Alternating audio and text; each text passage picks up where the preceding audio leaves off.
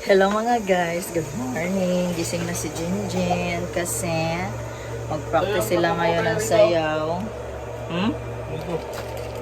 Tapos nagluto na rin si Daddy Victor ng pritong tilapia. Tapos yung lumpia na binigay. Pansit. Bago matulog, inumin na to. Ito kumain. Cake na bigay.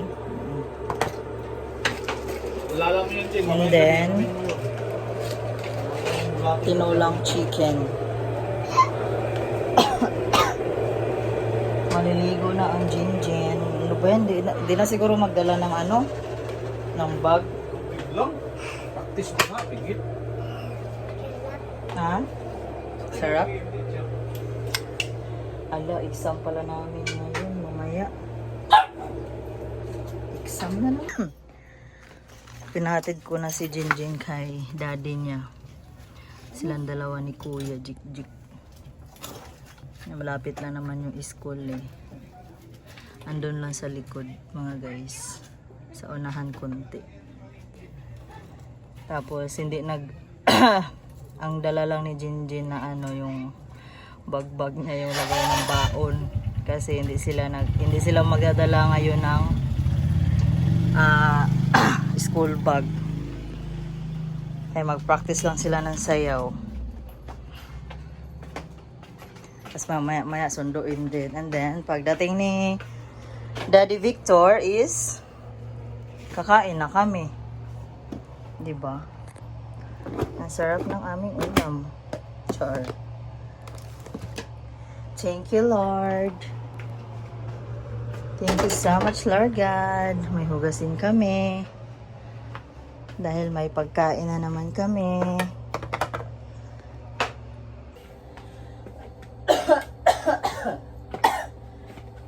Grabe na talaga yung ubo ko ba. Nung nakaraan kasi, naglaba ako ng mga puti. Tapos,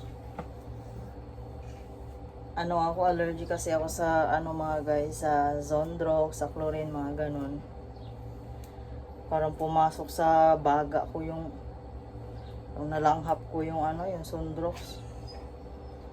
Mga puti kasi. Lalo na sa mga bata, naku. Puro mancha, kaya kailangan damihan ng Zondrox. No choice eh. Tapos sa day off ni Victor, magkusot na naman ako. Kagabi, ang inano ko lang yung kinusot ko yung dalawang kumot na maliit. Binabad ko yun muna, tapos kinusot ko gabi bago kami umakyat sa taas, bago kami natulog. Ang dami ko na naman labahin. Ano be?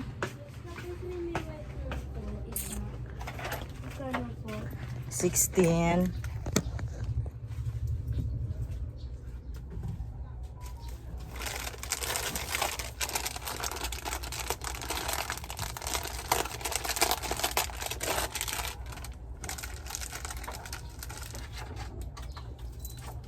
Thank you.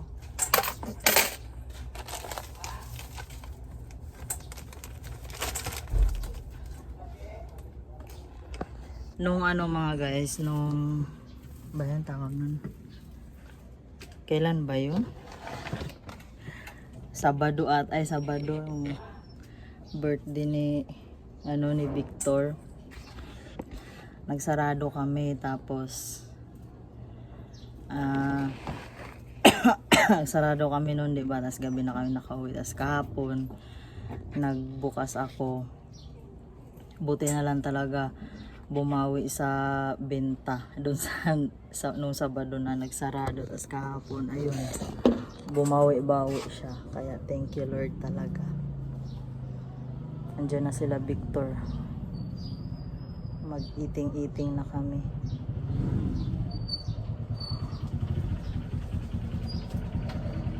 Sakit talaga ng ko dahil sa sa plema. Madami na sila? Ha? Ano sabi? Ano, sa 23, PE daw. So, Hindi ba, ilang teacher? siya ang tawag ko. The teacher daw. Kaya na tayo? Kain na kami mga guys. Jake, kain ka na ako yan. Hindi nga talaga ito ang ganyan. Eat na tayo kayo, Jik. Kasi may pasok si Kuya mamayang hapon. Isusuot na ang kanyang bagong shoes.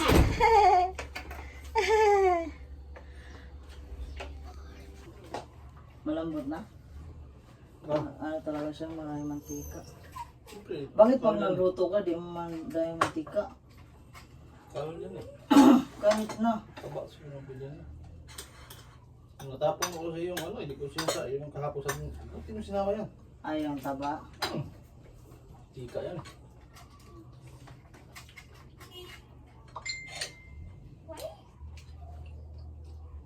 Mag-eat ka na din, Kuya Jake.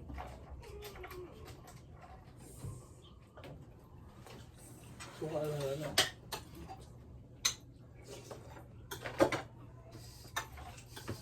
Basta bolon.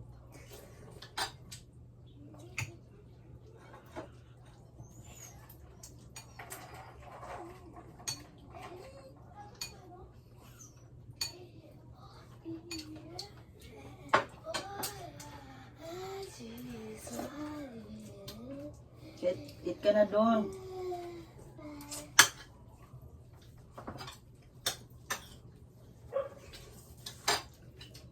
Tigas pa rin. Ito. Amit na.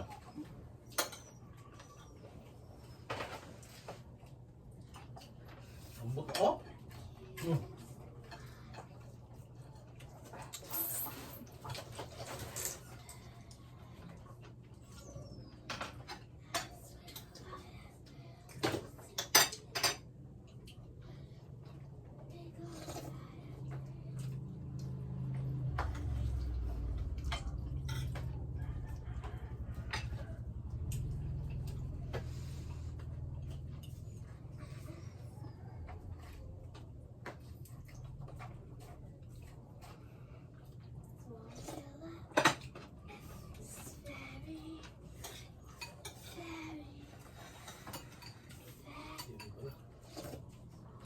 Ha? Isandok mo lang sa buhay. Sili? Oh. Marami pa kami sabaw eh.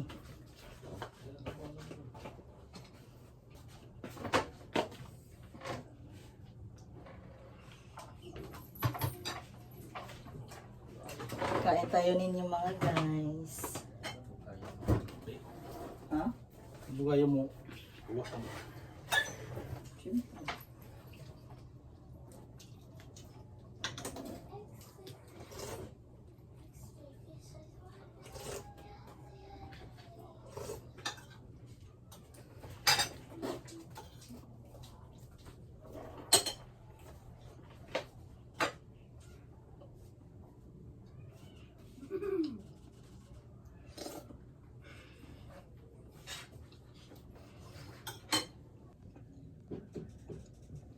Ay. Nilabas na kayo ha. Higa kayo dyan. Nilinisan ko na yung higaan nyo. Isa.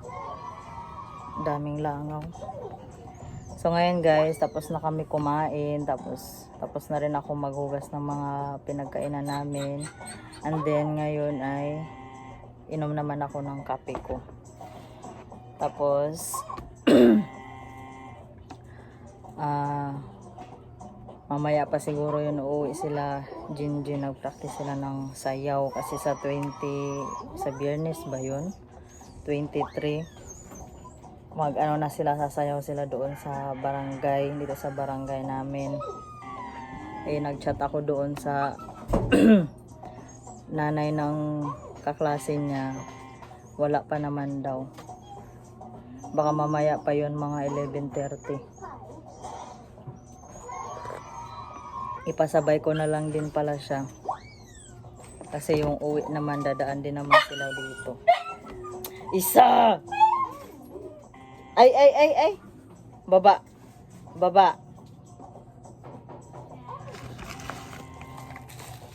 may dumating na parcel kay Victor. Ang galing talaga ni Victor. Ano to? Ito nag-order niya nito. Ano yun? May balyo. Ay, wala pa be. Soothing and moisturizing herbal cream. Siya yun, ang hilig niya talaga sa ano. Tumatanda na talaga si Victor mga guys. Ang galing talaga niyan. Pag may parcel yan siya, hindi yan siya nagsasabi minsan sa akin. 330 pa naman. Galing talaga ni Victor. Wala man problema mga guys kung may parcel siya kasi naghahanap buhay din naman siya. At tong mga inaano niya is ano ba to? W40 para sa ano, kalawang. Minsan din kasi ang kinainisan ko lang din kay Victor minsan is yung yung ibang mga pinag-order niya mga walang kwenta. Alam ko dyan, trip niya lang ba yan eh, sabi niya trending, ano daw to be trending daw sa ano, mabilis daw makaano, ganyan. Iwan ko saan naman niya kaya to na ano nitong herbal na ano, cream.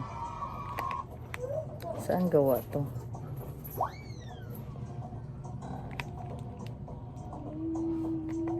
Ito wala man. China siguro to. Ginising ko siya kunwari tulog-tulog agad para hindi ko siya mapagalitan. Ang galing mo talaga, Victor. Isa! Ang haba na ng listahan ni Victor dito sa tindahan mga guys. Kasi tulad nito, pag may parcel siya tapos ubos na budget niya, o dito kukuha sa tindahan. 'Di ba? Pasalamat pa nga siya kasi may maano pa eh, makukuhanan pa eh. Malaking tulong din talaga tong ano, yung may itong ano tulad nito, sari-sari store, tindahan. Maganda talaga yung may isang nagtatrabaho tapos merong isang nagninegosyo, 'di ba? Practical tayo ngayon mga guys. Sabi ng iba na kuha na lang daw ako katulong. For what? For what? For magdagdag lang ng bill, tsaka kaya ko naman eh.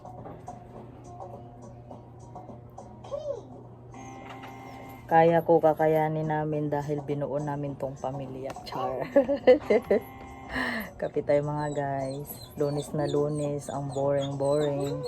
Pero kagabi, ang ingay talaga ba? Kagabi, mag-ano sana ako, mag-vlog sana ako dito sa tindahan. Kaso nga lang, tatlong kapitbahay nag-video okay, nagpapatugtog, malakas pa naman. Hindi ako makapag-vlog ng maayos na naman kaya baka maka-copyright tayo dito sa YouTube. Mahirap na. Maaga din ako nagsarado kagabi, mga 8:38 ba yun? 30, basta mga ganon, 8 pasado. Kasi sobrang sama talaga ng pakiramdam ko, hindi ko maintindihan. Tapos nag-asikaso pa ako sa dalawa, naglinis-linis ako dito kasi ang kalat. Si kuya nagpunas-punas na naman sa pader yung cake kasi kahapon nagbigay ng cake yung kapatid ni Victor. Ito si kuya, pag parang nandidiri ata siya kasi pupunas na lang niya sa pader, minsan sa damit, minsan ayaw niya sa damit, sa pader diretso niya agad punas sa pader. As ang kalat, may mga pansit, spaghetti dyan sa sahig. Kaya sabi ko mamayang sa gabi ko na lang talaga linisin kasi ganun din eh, pa ulit-ulit. Panda, ang ingay ay. Malinis na yung higaan nyo dyan ha. Tapos sobrang sama ng pakiramdam ko na hindi ko maintindihan. Tapos nung paghiga ko, yung katawan ko, yung pagod na pagod yung katawan ko. Tapos di ako makatulong, di ko alam kung bakit. Baka may nag-ano na naman sa akin ba? Kayo ha? Kung sino man kayo ha? Hindi ko kayo inaano ha? Lagot kayo sa akin. Bad nyo kayo ha? Hello mga guys. So ngayon ay nakalimutan ko na itong inano ko, ginawa ko na DIY fabric. Dapat nung nakaraan pa to eh. Umabot na ng 5 days tuloy. Pero okay lang naman yun. Wala naman siyang kaso kung ganun. Ay! So, isali na natin siya dito. Sobrang bango niya talaga mga guys. Pera na naman des. Pera na naman. Gagawa tayo ng pera mga guys. Pagkatapos nito is naman ako. Magtunganga na naman ako doon sa aking laptop para mag online class na naman. Malapit na maya na. Madaliin ko lang to. Tapos si Victor, siya ang naghati doon kay Kuya Jik. May pasok kasi ngayon. Alas 3. 1 oras lang naman ang pasok nila. Mama, ang may kili-kili ko. Anong gawa nyo ma? Ano yan? Doon lang kayo, maglaro lang kayo doon. Ano yan? Downy. Dawini pa na? Sabi ko dawin yung ulo eh. Ito, tama. Sulat yun. Parang tinanong si Panda. Tinanong siya. Tinanong si Panda. Andito yung kaklase ni Jinjin. Iniwan ng mama niya. Tilas to. Mami di niya. Hindi na pa kami sa mami. Huwag kayong mag-alala sa mga guys ha. Sa Panando. Kasi bihira nga lang to nagagamit. Tapos hinugasan ko naman to ng mabuti no. Tapos binababad siya sa mainit na tubig. Ang bango niya talaga. Di talaga ako nagsisi na in-order ko to.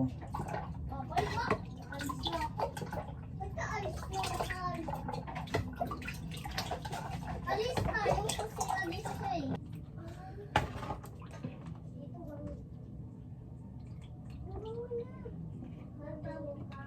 Sige. Bako? Hindi siya kabaho. Anong ginagawa mo, Jin?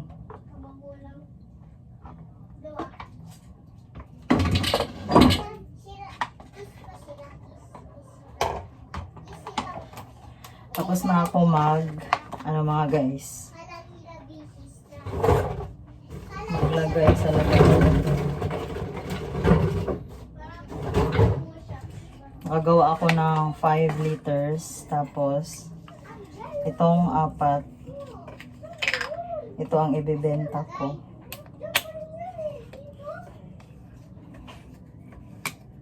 Tapos, itong 1 litro. Panggamit ko yan. Minsan lang pala ako maggagamit ng Downy. Kasi ayon sa aking research, is masama din pala yung Downy.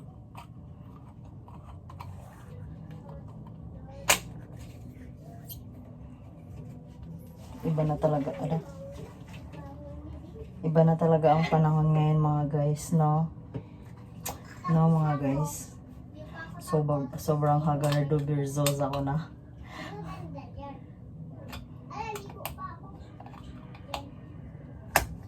Sarap nga matulog eh. Ayan na mga guys. 4 siya. Then merong isang pang gamit ko to. Nakita pa si Jollibee. So ayan, kagawa na ako. Tapos ito is pang gamit ko to. Lagay ko dito sa Tapos mamayang gabi, magkusot na naman ako kay ang aking labahan nag-antay na naman sa akin. Konti-konti lang ng kusot. Para kahit papaano, hindi masyadong bigat gawain. So, Jean, ano yan, Jean? Nagsayang ka ng pabango?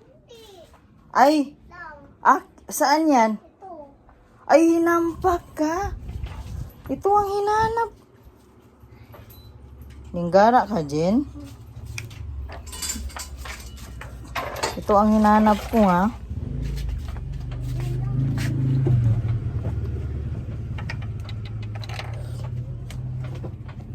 Nagsarado muna ako saglit ng tindahan dahil may ginawa ako kanina para sa aking project sa school.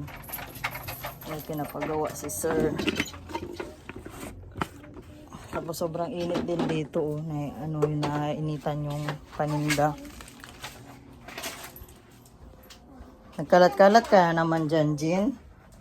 Hindi mo kasi yung dala, wala nang damit niya. Ang lamig ng pawis ko. Mga guys. Masama ang pakiramdam ko talaga.